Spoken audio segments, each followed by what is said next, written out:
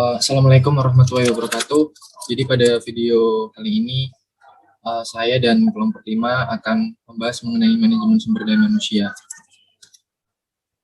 Nah, berikut adalah nama-nama anggota dari kelompok 5. Yang pertama ada saya sendiri, yaitu Ahmad Farnurdianto.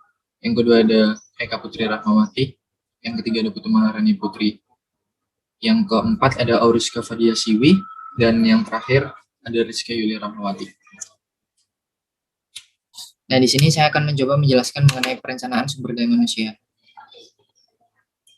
Nah, apa sih pengertian dari perencanaan SDM itu sendiri? Nah, perencanaan SDM itu merupakan sebuah proses analisis identifikasi sistematis antara kebutuhan sumber daya manusia dengan rencana strategis perusahaan atau organisasi untuk memastikan bahwa pegawai berkualitas dan cukup kompeten untuk mencapai tujuan organisasinya.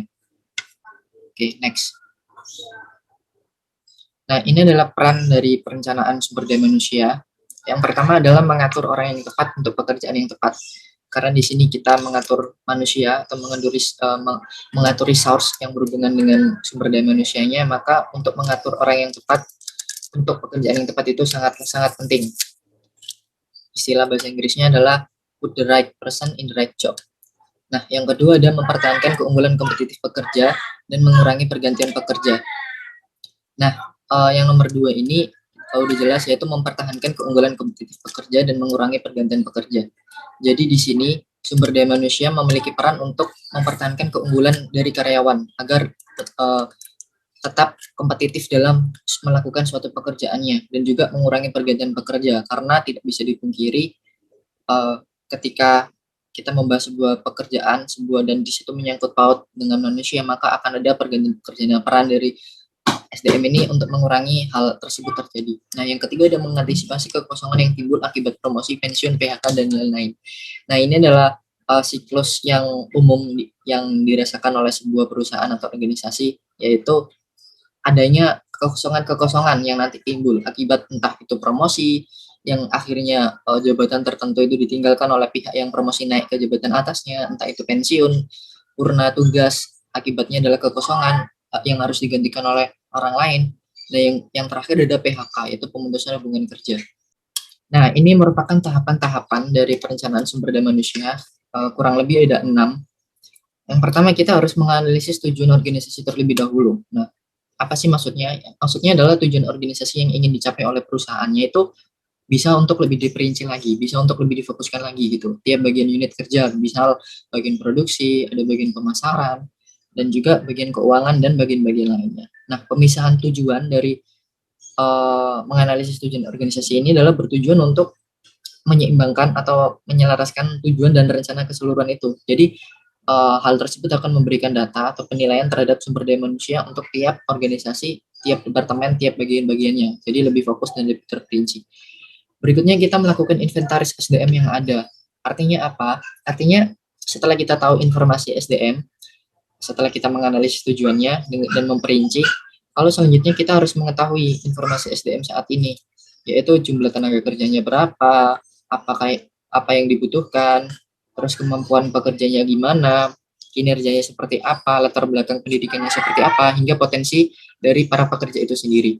Nah, yang ketiga ada permintaan dan permintaan dan pasokan SDM. Atau saya ulangi, perkiraan, permintaan, dan pasokan SDM. Nah, setelahnya kita harus memperkirakan permintaan dan pasokan SDM yang diperlukan di masa yang akan datang. Nah, perkiraan dan permintaan ini sangat dibutuhkan atau sangat penting dalam peran perencanaan sumber daya manusia, karena ini akan dibutuhkan untuk masa depan. Perusahaan mempertimbangkan apakah dia ingin menambah karyawan atau dia ingin meningkatkan kemampuan karyawannya dengan melakukan pelatihan, atau lebih ke kemampuan produktivitas dari perusahaannya. Nah, itu harus dipikirkan oleh perusahaan, harus diperkirakan. Dan juga permintaan dan pasokannya itu untuk mengisi pekerjaan-pekerjaan yang ada dalam suatu perusahaan atau organisasi itu. Nah, yang keempat ada memperkirakan kesenjangan SDM. Artinya apa? Artinya perbandingan antara permintaan dan pasokan SDM ini menghasilkan selisih. Akibatnya adalah kesenjangan. Nah, kesenjangan ini bisa lebih, bisa kurang. Kalau lebih ya harus diefisiensi, kalau kurang ya tinggal ditambah. Nah, yang kelima ada merumuskan rencana tindakan SDM. Setelah ada hasil, maka perlu diambil tindakan atas kesenjangan yang terjadi. Jadi rencana tindakan ini sangat penting. Ketika kita udah menganalisis 4 tahap sebelumnya, kita harus melakukan tindakan. Kita harus melakukan sebuah tindakan, yaitu atas kesenjangan yang terjadi di dalam perencanaan sumber daya manusia itu. Bisa mutasi untuk mengisi pekerjaan-pekerjaan yang kosong sesuai dengan kemampuan dari karyawannya. Bisa juga bahkan PHK untuk memaksimalkan produktivitas dengan mengganti atau merekrut orang baru yang lebih mumpuni. Yang keenam adalah kita melakukan pemantauan, pengendalian, dan umpan balik. Ini penting karena tindakan SDM itu perlu dilakukan untuk pemantauan, pengendalian, dan umpan balik yang lebih diperlukan oleh perusahaan, atau feedback ya bisa dibilang umpan balik itu. Nah, oke. 2. Proses manajemen sumber daya manusia. Proses manajemen sumber daya manusia dibagi menjadi 7 tahap. Yang pertama, perencanaan sumber daya manusia. Yang kedua, rekrutmen. Yang ketiga, seleksi. Yang keempat, sosialisasi atau orientasi. Yang kelima, pelatihan dan pengembangan. Yang keenam, penilaian prestasi kerja. Yang ketujuh, promosi, transfer, demosi, dan PHK. Berikut adalah skema dari proses manajemen sumber daya manusia. Yang pertama, yaitu perencanaan sumber daya manusia. Perencanaan sumber daya manusia merupakan proses di mana manajer memastikan bahwa mereka memiliki jumlah dan jenis orang yang tepat pada kondisi yang tepat. Melalui perencanaan ini dapat menghindarkan diri dari kekurangan dan kelebihan personel secara mendadak. Tahap yang kedua yaitu rekrutmen. Rekrutmen tenaga kerja yaitu suatu proses untuk menemukan dan menarik calon tenaga kerja yang memiliki kualifikasi sesuai dengan lowongan pekerjaan yang ada. Dalam proses rekrutmen ada 2 sumber, yaitu internal dan eksternal. Sumber internal memprioritaskan promosi karyawan pada karyawan internal perusahaan, sedangkan sumber eksternal yaitu penarikan dari sumber-sumber tenaga kerja di luar perusahaan, seperti lembaga-lembaga pendidikan, iklan, dan lain sebagainya. Yang ketiga yaitu seleksi. Seleksi yaitu penyaringan para pelamar kerja untuk menentukan siapa yang paling memenuhi kualifikasi atas pekerjaan tersebut.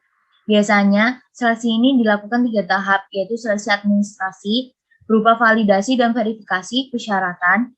Yang kedua yaitu seleksi kualifikasi, artinya melakukan seleksi atas calon tenaga kerja sesuai dengan sisi kualifikasinya, yang menyangkut kesesuaian antara calon tenaga kerja dengan jabatan yang akan ditempatinya. Seleksi yang ketiga yaitu sikap dan perilaku. Calon tenaga kerja diuji dari sisi sikap dan perilakunya, baik secara pribadi, tenaga kerja maupun kerja secara tim. Yang keempat yaitu sosialisasi atau orientasi. Ada 2 jenis sosialisasi atau orientasi. Yang pertama yaitu orientasi unit kerja. Orientasi unit kerja memperkenalkan karyawan dengan sarana-sarana dari unit kerja, menjelaskan bagaimana pekerjaan berkontribusi pada pencapaian sasaran unit kerja, dan pengenalan karyawan baru pada rekan kerjanya. Sedangkan orientasi organisasi menginformasikan karyawan baru tentang bagaimana perusahaannya, riwayatnya, filosofinya, prosedurnya, dan peraturannya. Kemudian tahap yang selanjutnya yaitu pelatihan dan pengembangan. Pelatihan atau training merupakan suatu proses untuk mengubah perilaku tertentu dari tenaga kerja agar selaras dengan pencapaian tujuan perusahaan. Sedangkan pengembangan lebih ditujukan untuk meningkatkan keahlian konseptual dan pengembangan pribadi yang dibutuhkan manajer untuk menepati jabatan yang lebih tinggi di masa yang akan mendatang. Tahap selanjutnya yaitu penilaian dan prestasi kerja. Penilaian dilakukan untuk memberikan umpan balik kepada karyawan sebagai upaya memperbaiki kinerja karyawan.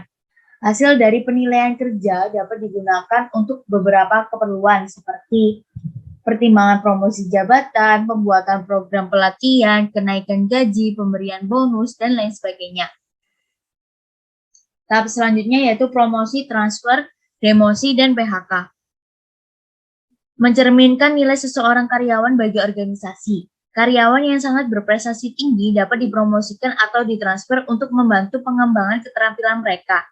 Sedangkan karyawan yang berprestasi rendah mungkin didemosikan, ditransferkan ke posisi yang kurang penting, atau bahkan di PHK. Yang ketiga adalah identifikasi perekrutan tenaga kerja. Menurut Schermerhorn, rekrutmen merupakan serangkaian proses untuk penarikan sekelompok kandidat guna mengisi posisi yang lowong dalam sebuah perusahaan maupun instansi. Sumber perekrutan ada dua. Yang pertama eksternal.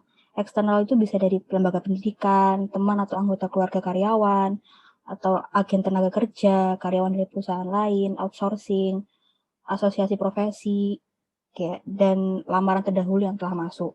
Terus yang kedua internal. Internal itu bisa dari promosi, transfer atau rotasi, pengkaryaan karyawan kembali, atau karyawan kontrak. Metode perekrutan karyawan dengan sumber dari luar perusahaan dapat dilakukan melalui 3 cara. Yang pertama, melalui iklan di media massa. Iklan ini di iklan di radio, iklan di TV, iklan di koran, iklan di internet. Terus yang kedua, open house. Nah, open house ini di sejumlah kalangan yang diprediksikan dapat menarik calon tenaga kerja potensial. Jadi kayak di perguruan tinggi atau di event-event tertentu. Terus yang ketiga, menyewa konsultan perekrutan. Nah, ini tuh kadang itu kalau untuk mencari atau merekrut tenaga kerja profesional dibutuhkan konsultan yang mampu mencari tenaga tersebut. Dengan demikian ada jaminan melalui konsultan perekrutan perusahaan tidak perlu membuang waktu untuk mencari tenaga kerja yang sesuai. Nah, berikut adalah langkah-langkah proses perekrutan tenaga kerja. Yang pertama, menganalisis kebutuhan posisi dan jabatan. Perusahaan mengidentifikasi terkait adanya kebutuhan karyawan baru. Kemungkinan lain perlunya rekrutmen adalah pembukaan divisi baru atau terjadinya mutasi jabatan. Yang kedua, merencanakan proses perekrutan. Perusahaan harus menyusun perencanaan untuk posisi yang dibutuhkan, seperti deskripsi pekerjaan, kualifikasi, dan pengalaman yang diperlukan, serta menentukan di mana akan memasang iklan lowongan kerja seperti media cetak atau online. Yang ketiga, memasang iklan lowongan kerja. Tim HRD dapat membuat pengumuman secara internal mengenai lowongan kerja baru untuk mendapatkan dari SDM yang sudah ada. Kemudian pilihan media untuk memasang iklan lowongan seperti media cetak atau online yang memiliki pangsa pasar membaca yang sesuai dengan kebutuhan perusahaan. Selain itu, tim HRD juga bisa menggunakan jasa portal khusus pencarian kerja secara online. Tim HRD juga dapat melakukan search berdasarkan filter atau memasang iklan pada LinkedIn untuk menemukan kandidat yang lebih berkualitas. Yang keempat, memproses lamaran kerja dan melakukan wawancara. Dengan adanya iklan lowongan kerja yang efektif, maka lamaran kerja akan segera berdatangan. Sebelum itu terjadi, pastikan kalau tim HRD sudah menyiapkan kriteria pilihan untuk membantu proses eliminasi. Seandainya pelamar yang masuk terlalu banyak jumlahnya, untuk mempersingkat proses, pelamar yang sesuai dengan kriteria dan memenuhi syarat dapat dihubungi melalui telepon atau SMS untuk memberitahukan jadwal wawancara yang telah ditentukan. Yang kelima, memilih kandidat yang sesuai dan membuat penawaran kerja. Nah, kalau misalkan langkah-langkah yang di atas sudah dilakukan, tim HRD siap untuk memilih kandidat yang sesuai dengan kebutuhan perusahaan, kemudian mempersiapkan penawaran dan kontrak kerja yang sesuai dengan posisi dan jabatan tersebut. Nah, yang keenam, menerima karyawan baru. Nah, ini adalah akhir dari proses rekrutmen. Berikutnya adalah fungsi manajemen SDM dalam memproses perekrutan tenaga kerja. Yang pertama, sebagai perencanaan seleksi. Fungsi manajemen SDM adalah agar bisa melakukan proses seleksi dan rekrutmen karyawan yang tepat sasaran. Lalu, yang kedua adalah evaluasi kemampuan. Setiap calon tenaga kerja tentu memiliki kemampuan yang berbeda. Nah, dengan melakukan pengontrolan kualitas SDM, perusahaan bisa melakukan evaluasi terhadap kemampuan calon pegawai. Dalam evaluasi ini, akan terlihat bagaimana konsep kerja dan kemampuan tiap karyawan dalam menjalankan tugas dan tanggung jawabnya. Berikutnya ada prosedur penggajian. Diperlukan manajemen SDM yang baik, yang dapat memahami kebutuhan individu dalam perusahaan, agar perusahaan tidak merugi karena menggaji karyawan dan tidak ada pekerja yang dibayar rendah tidak sesuai kemampuan. Berikutnya, tahapan pelatihan. Dengan pengaturan SDM yang maksimal, tahapan pelatihan dan pengembangan SDM setelah rekrutmen pegawai baru bisa dijalankan dengan maksimal. Perusahaan akan tahu sejauh apa kemampuan karyawan baru dan bagaimana cara untuk memberikan pelatihan agar mereka dapat memenuhi standar perusahaan. Berikutnya, pencarian relasi. Ketika menjalin karyawan baru, divisi HR harus mampu memandang secara jangka panjang. Maksudnya, apakah karyawan baru ini memiliki jejaring atau relasi yang merugikan dengan perusahaan atau tidak. Salah satunya yang bisa dijadikan pertimbangan adalah mengenai hubungan calon karyawan dengan serikat pekerja. Lalu berikutnya ada pengelolaan risiko. Nah, ini yang terakhir ya. Fungsi pentingnya manajemen SDM dalam pencarian pegawai baru adalah untuk mengelola risiko. Perusahaan mempunyai tanggung jawab memberikan rasa nyaman saat bekerja, termasuk bagaimana mengidentifikasi kondisi kesehatan fisik dan mental calon karyawan, supaya tidak menyusun prosedur supaya dapat menyusun prosedur bekerja efektif. Tentunya dengan menerapkan manajemen SDM yang tepat, perusahaan dapat memperoleh hasil maksimal dalam menjalin calon tenaga kerja. Nanti ketika sudah memperoleh karyawan yang berkualitas, perusahaan bisa menjalankan bisnis sesuai dengan tujuan jangka panjang atau jangka pendek. Yang keempat, ada pemutusan hubungan kerja. PHK adalah sebuah keputusan akhir yang harus ditempuh bila sudah tidak ada solusi lain yang dapat dilakukan untuk mempertahankan hubungan kerja. Setiap perusahaan harus mematuhi peraturan yang berlaku pada Undang-Undang Ketenagakerjaan agar tidak terjadi hal-hal yang tak diinginkan saat melakukan PHK terhadap salah satu karyawan. Pemimpin harus objektif dan bijaksana dalam menentukan hal krusial seperti ini. Jangan sampai karyawan yang diberhentikan merasa memperoleh diskriminasi yang mengandung unsur sara. Apa yang menyebabkan hubungan kerja dapat berakhir? Menurut Pasal 61 Undang-Undang Nomor 11 Tahun 2020 tentang Cipta Kerja Klaster Ketenagakerjaan mengenai tenaga kerja, perjanjian kerja dapat berakhir apabila 1. Pekerja meninggal dunia, 2. Jangka waktu kontrak kerja telah berakhir, 3. Selesainya suatu pekerjaan tertentu, 4. Adanya putusan pengadilan atau penetapan lembaga penyelesaian perselisihan hubungan industrial yang telah mempunyai kekuatan hukum tetap, 5. Adanya keadaan atau kejadian tertentu yang dicantumkan dalam perjanjian kerja, peraturan perusahaan, atau perjanjian kerja yang bersama yang dapat menyebabkan berakhirnya hubungan kerja. Dalam hal apa perusahaan dilarang melakukan pemutusan hubungan kerja? Sesuai dengan ketentuan Pasal 153 Undang-Undang Nomor 11 Tahun 2020 tentang Cipta Kerja Klaster Ketenagakerjaan, perusahaan dilarang melakukan PHK dengan alasan pertama, pekerja berhalangan masuk kerja karena sakit menurut keterangan dokter selama waktu tidak melampaui 12 bulan secara terus-menerus. Kedua, pekerja berhalangan menjalankan pekerjaannya karena memenuhi kewajiban terhadap negara sesuai dengan ketentuan peraturan perundang-undangan yang berlaku. Yang ketiga, pekerja menjalankan ibadah yang diperintahkan agamanya. Yang keempat, pekerja menikah. Yang kelima, pekerja perempuan hamil melahirkan, gugur kandungan, atau menyusui bayinya. Selanjutnya, pekerja mempunyai pertalian darah dan atau ikatan perkawinan dengan pekerja lainnya di dalam satu perusahaan, kecuali telah diatur dalam perjanjian kerja, peraturan perusahaan, atau perjanjian kerja bersama. Selanjutnya, pekerja mendirikan, menjadi anggota, dan atau pengurus serikat pekerja. Pekerja melakukan kegiatan serikat pekerja di luar jam kerja atau di dalam jam kerja atas kesepakatan perusahaan, atau berdasarkan ketentuan yang diatur dalam perjanjian kerja, peraturan perusahaan, atau perjanjian kerja bersama.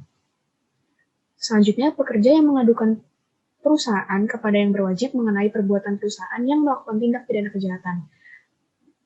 Selanjutnya, karena perbedaan paham, agama, aliran politik, suku, warna, kulit, golongan, jenis kelamin, kondisi fisik, atau status perkawinan. Yang terakhir, pekerja dalam keadaan cacat tetap, sakit akibat kecelakaan kerja, atau sakit karena hubungan kerja yang menurut surat keterangan dokter yang jangka waktu penyembuhannya belum dapat dipastikan. Yang terakhir yaitu kaitan manajemen sumber daya manusia dengan sistem informasi manajemen. Yang pertama, kita akan membahas apa itu sistem informasi manajemen. Menurut standar 1996, sistem informasi manajemen atau yang biasa disingkat SIM merupakan metode formal yang menyediakan informasi yang akurat dan tepat waktu kepada manajemen untuk mempermudah proses pengambilan keputusan dan membuat organisasi dapat melakukan fungsi perencanaan, operasi secara efektif, dan pengendalian. Selanjutnya, apa itu manajemen sumber daya manusia? Menurut Marwansyah 2010, manajemen sumber daya manusia dapat diartikan sebagai pendayagunaan sumber daya manusia di dalam organisasi yang dilakukan melalui fungsi-fungsi perencanaan sumber daya manusia, rekrutmen dan seleksi, pengembangan sumber daya manusia, perencanaan dan pengembangan karir, pemberian kompensasi dan kesejahteraan, keselamatan dan kesehatan kerja, dan hubungan industrial. Untuk dapat memperoleh sumber daya manusia yang berkompeten, maka dibutuhkan yang namanya informasi. Sistem informasi manajemen akan menolong perusahaan-perusahaan dalam mengintegrasikan data, mempercepat dan mengestimasi pengolahan data, meningkatkan kualitas informasi dan kontrol manajemen, mendorong terciptanya produk-produk baru, meningkatkan layanan dan kontrol, mengotomatisasi sebagian pekerjaan rutin, dan menyederhanakan alur kerja. Singkatnya, sistem informasi manajemen beserta perkembangan teknologi pendukungnya akan memicu transformasi besar dalam bidang bisnis dan manajemen. Lalu, apa kaitan manajemen sumber daya manusia dengan sistem informasi manajemen? Terdapat hubungan antara manajemen sumber daya manusia dengan sistem informasi manajemen. Semakin baik kualitas sistem informasi manajemen yang diterapkan, maka akan semakin baik pula sumber daya manusia yang tersedia. karena dapat mendeteksi berbagai kelemahan sumber daya manusia yang ada, baik dilihat dari kedisiplinan, kepemimpinan, kinerja, loyalitas, maupun output yang bisa dihasilkan. Sebaliknya, semakin rendah kualitas sistem informasi manajemen, maka semakin rendah pula manajemen sumber daya manusia. Sekian penjelasan dari kelompok kami. Mohon maaf apabila terdapat salah kata. Wassalamualaikum warahmatullahi wabarakatuh.